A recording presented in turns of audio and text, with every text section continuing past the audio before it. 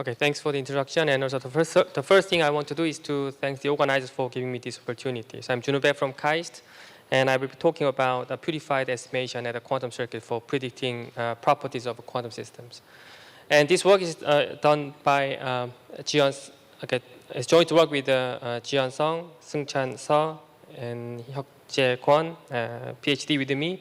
And the talk is based on these publications. So I will start with introducing the scenario of estimating quantum observables. I will start from the very beginning with an experiment by comparing experiment and cloud-based quantum computing services.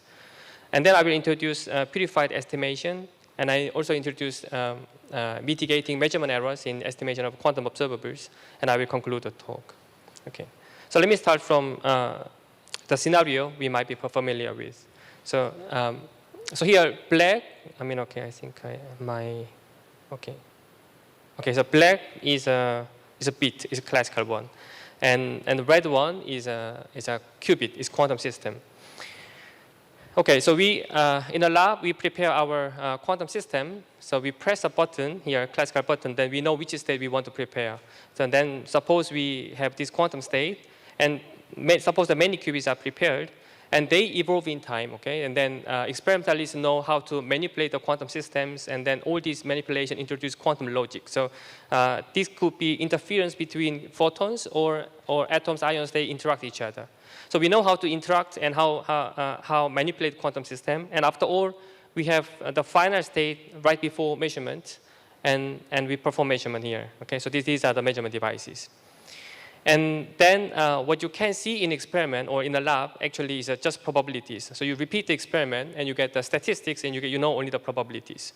And once you have a probabilities, what you can do, you make some combinations of probabilities, and this is called expectation value.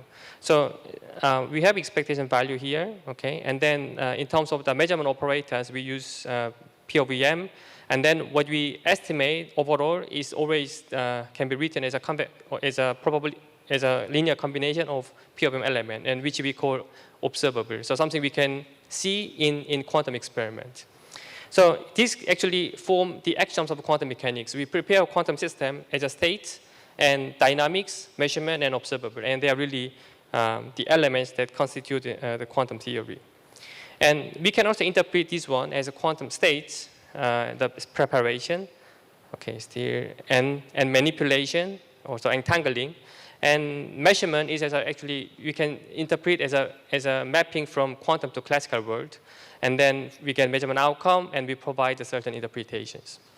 Okay, that's the typical lab scenario we are familiar with. And what happened in cloud-based quantum computing services? So I often worked with experimentalists, but now, I also interact with the industry vendor, IBM-Q or INQ. Then what can I do with these companies? So I prepare so I'm in a lab, suppose, my theory lab, and I have my computer, which is just conventional one. And I draw my quantum circuit, okay? So this could be factoring big, large numbers or searching an item in a quantum database. So I send this design of a quantum circuit to this industry vendor, say IBM-Q, okay? And then this company or this cloud-based quantum computing service, they relate my circuit to physical qubit. So this is called qubit allocation. This could be manual or automatic. So this qubit allocation is done by this service. And they really run the quantum hardware, okay? And then they get measurement outcome. And as a user, okay, what I get in the end is just a statistics. This is the probabilities. And then I know how to interpret my probabilities, and then I conclude, okay, I know the solution of the problem I want to solve from the beginning, or yeah, I estimate a certain quantity. And this is basically answered by my observables.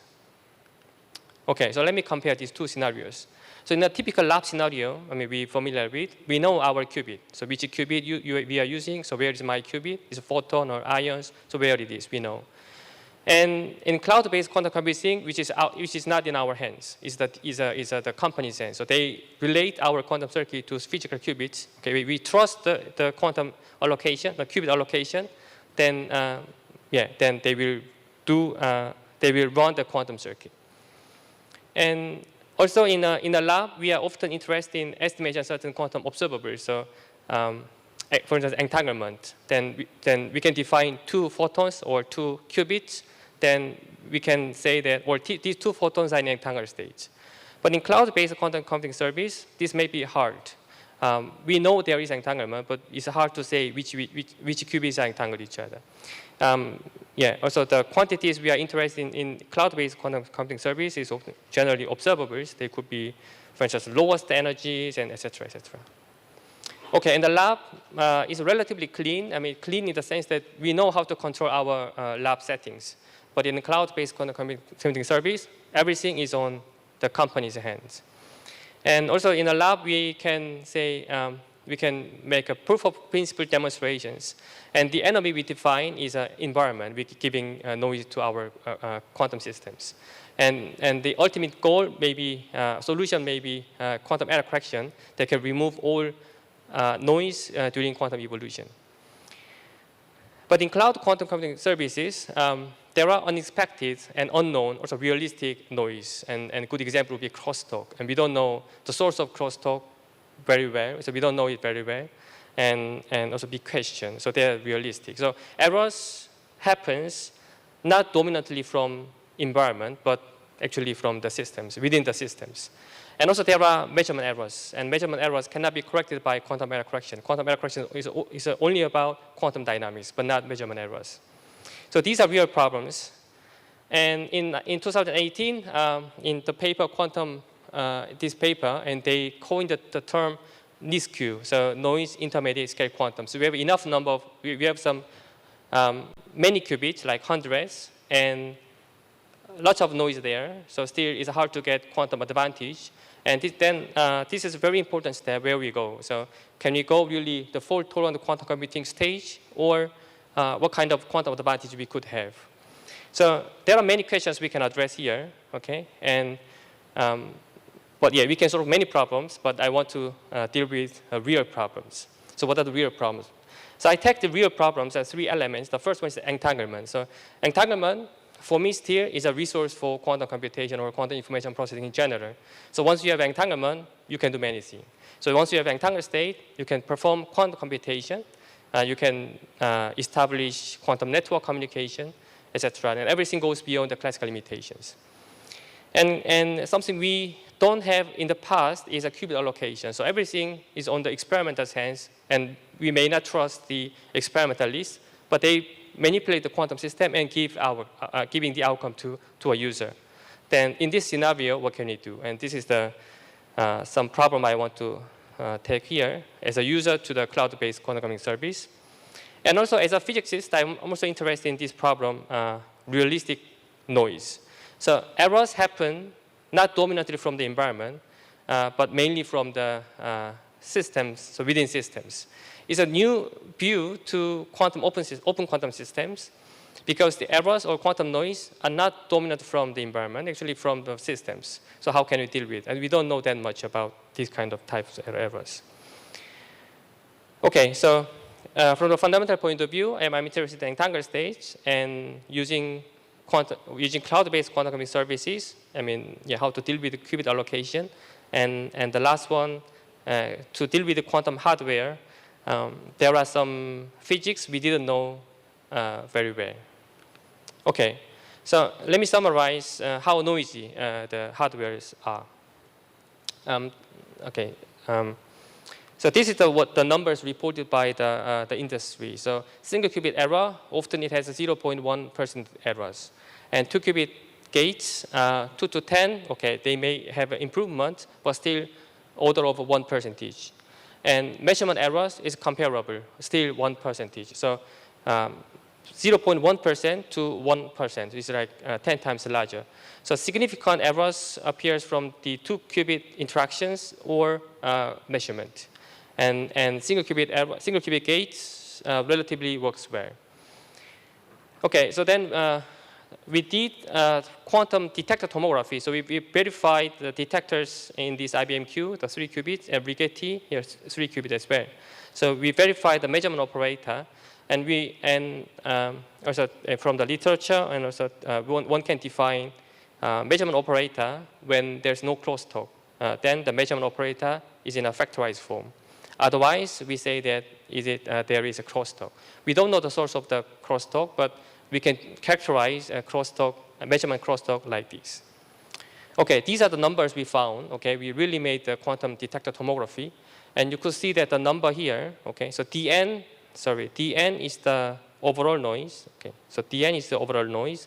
You could see here 0.396, and we made a quantum detector tomography for 2 qubits, 0 and 1. Okay, 0 and 1 labeled in IBMQ, Yorktown. Okay, so number is relatively big, okay, 0.3, but crosstalk errors here, DC, we define like this, is a small, okay, 0.03. But if you look at this one, the next one here, okay, the crosstalk is a high, okay, 0.16, but then overall noise is less than this case, okay. So overall noise and crosstalk noise, they are really they appear here and there, and there's no relations as far as I know. And if you look at the 3-qubit case, the measurement, so detector tomography we perform, number is also high. And then we looked at the measurement operator, if it is in the form of entangled or separable. So then you could see here the partitions. So this partition means 0. We made a detector tomography for 3 qubits, 0, 1, 2. And this partition means 0 versus 1, 2. And this means 1 versus 0, 2. N means the negative after partial transpose. This is the entanglement criteria. So N means entangled. And P means we don't know, okay? So here you see that there are many N's, okay? So which means the measurement operator in a form of entangled states. So there are different types of, and also strange types of crosstalk errors here. And then we want to estimate entanglement. So this is KIST setting. So prepare initial states and entangling operation and measurement. Okay, and well then this cloud-based quantum computing service, they provide this qubit allocation, relate the circuit to physical qubit. And experiment, okay, in a lab scenario, we know which qubits we have, and then we know which qubit we are performing measurement. So here I draw, here I draw, so where is it? Here, okay. So we are interested in these 2 qubits, whether they are entangled or not, okay? So measurement, it should be performed these 2 qubits and this qubit and etc. But if qubit allocation failed, and they may be wrong labels, okay, then there's no way to interpret the measurement outcome, okay? That's the significance of the qubit allocations in the hardware. For instance, in IBMQ, they provide qubit allocation manual and automatic. So we can choose manual, so we actually label our qubit to our circuit, or we can leave it to the service, then they optimize the qubit allocation. And IonQ, we have no control on that, okay? Everything is on the cloud service. Okay, so then the approach we are making now is, so there's a circuit, okay, performed by the company, and we implement the second circuit that certify if U has been applied or not. Okay, so W, so W here, okay, this guy, okay, U is the one entangling operation, and this U is we call entanglement witnessing circuit that certify if entanglement has been generated by this circuit or not. Okay, so of course, and if you in a lab or you trust your application, then you just measure you just perform measurement and you trust the measurement outcome, but that is not really certification. So here we are more serious. So we generate the quantum states, so by this circuit, and we want to really certify if entanglement has been generated by this circuit or not. And this certification can be done by this U, okay? And this is nothing but entanglement witness we call. So here we have a definition. So this is a quantum observable that give positive expectation values for all separable states. So therefore, negative expectation value certify the state must be entangled. So then we realize this guy, this expectation, by purifying the system. So we prepare this state raw by purifying making purification with the ancillary system, and U as well, we can also make it with the ancillary system, okay, and then we can create the purification. And the overlap here, okay, corresponds to this guy. And then the advantage, so let me interpret this one in the following way. So we prepare our state here, okay, and we perform measurement. So this is the preparation, and this is the measurement. So measurement is only in the 0 and 1 basis, and we only collect the outcomes, all zeros. So probability of having 0, 0, 0, 0, that give our expectation value here. Okay, and this is called purified estimation we wanted to show. And yeah, to increase the efficiency of entanglement certification, we apply the framework we call entanglement witness 2.0. This was invented in 2020. So here, this entanglement witness use only just single bound, but entanglement witness 2.0, we use 2 bounds. So the violation of either one certify entanglement. So this improved the efficiency twice. Okay, so then we apply our technique of generate entanglement witnessing circuit, so entanglement certification at a quantum circuit. So here, the first one, this guy, entanglement generation. And this is a circuit that certify entanglement has been generated by this circuit. Okay, so a bit complicated, okay, but we have to apply this one. So we tested 7 qubits, 7 states, the number 1, 2, 3, 4, 7. The number 1 and 7, they are only entangled, and the rest separable. And the entanglement witness 2.0, we have upper and lower bounds. So we have this diagram, sorry, I think this. We have this one. Blue and red, within this range, everything should be separable. And violation of them must be entangled. So you see that IBM Q Casablanca and the state number 1 and state 7, they violate the bound, but still doesn't achieve the ideal one. So entanglement is certified, but you could see noise is present. And we apply the scheme to ion Q as well, and we could see the violation as well.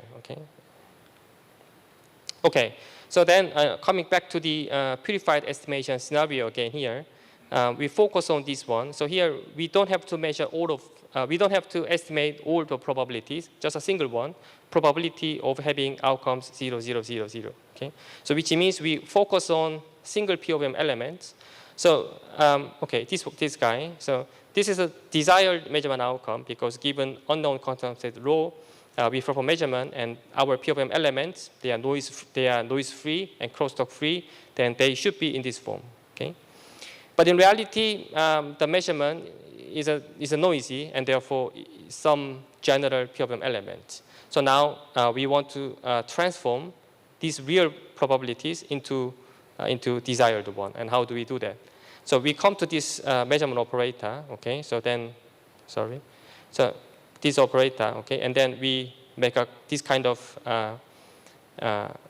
decomposition, okay. So given this one, what we do, this is the ideal one, okay, and then we introduce V, which is a local unitary transformation. So we just change our basis, and there must be difference between these two guys, and we then add this one P operator such that this equality holds true. So what is the idea behind? So the ideal one should be this kind of POM elements, okay? And then it might be, the noise comes from basis change and local noise here, okay? And then we want to back this one to this one, okay? So that's this is structure behind it. Okay, so then the way to coming back from noisy POM elements to the ideal one is this one, okay? So I think time is running, and I'm not going through detail, but the main idea is single qubit gates has error 0.1%, and 2-qubit and measurement error, they have errors about 1%. So we use more over single qubit gates to mitigate the error introduced by measurement operators. That is the idea. So we place the local unitary transformation here to fix the direction of the measurement basis, and then we perform classical post-processing, which is a mapping from measurement the probabilities into some other one to approximate the right probabilities. And after all, we can prove that the error, okay, can be reduced up to 0.01%. So I will show you an example. Okay, this is the whole structure. Okay, so we perform state detector tomography, and from there we find the parameter to find which unitary transformation to apply to mitigate the measurement error. And then we also design how to perform the classical post-processing to mitigate the measurement errors. And you could see some improvement here. Okay, so let me just finish in 2 minutes. So we performed the detector tomography for 2 qubit in IBM Q, Rigetti, and the error is 26%. And we apply our technique, this kind of 2 qubit single qubit unitary transformations, and this 26% could be reduced into 11. And then 3 qubit cases, IBM Yorktown, initially it was 15%, and apply our technique of error mitigation, and it comes to 8%. So for any number of qubits for measurement, we could mitigate the error within 1 to 10%. Okay, so that's the advantage. Okay, so finally we apply this one entanglement estimation in IBM Q Sydney device. So then okay, let me just tell you this one. The blue must be ideal one, okay, and then red is a raw data, and then QPP and QPP plus CPP, these are the techniques of error mitigation we applied. And then you could see that the values comes to down here, which means this approximate the right one. And the upper bound, this raw data increased by error mitigation, which means we make a good approximation to the ideal case. Okay, so that's all. I mean, I start from the very basic scenario of quantum experiment, and I made the comparisons between experiment and lab scenario and cloud-based quantum computing services, how similar they are and how different they are. And I've introduced a purified estimation of quantum observable. This is a scheme that we can apply estimation of quantum observables at a quantum circuit in a cloud-based computing services.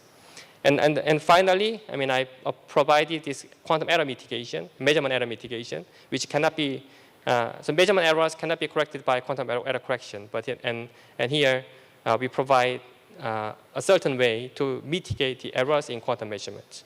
And future direction, it would be nice to apply this technique to more, I say, applications. For instance, these Q algorithms or entanglement certification in real devices.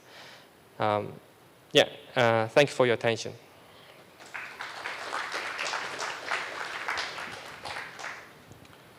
Thank you, Professor Bae, for the great presentation. So let's take some questions from the audience, if there is any. Yes, please. Thank you for a very interesting talk. So I have a question about measurement error mitigation.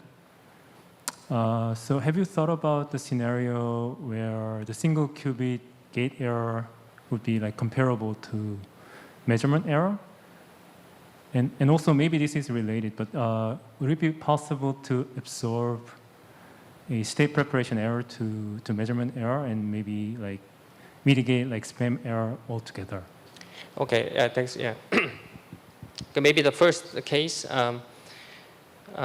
Well, here it's more precise to say that it's a spam error, so state preparation and measurement error. So here I assume state preparation is clean, and all the errors are from measurement errors. So more precisely, this is spam errors. And the first one, if the measurement error is comparable to errors in single bit gates, then this at least the quantum pre-processing doesn't make sense. Okay, so this technique is valid when measurement errors is larger than single qubit error gate. Yeah.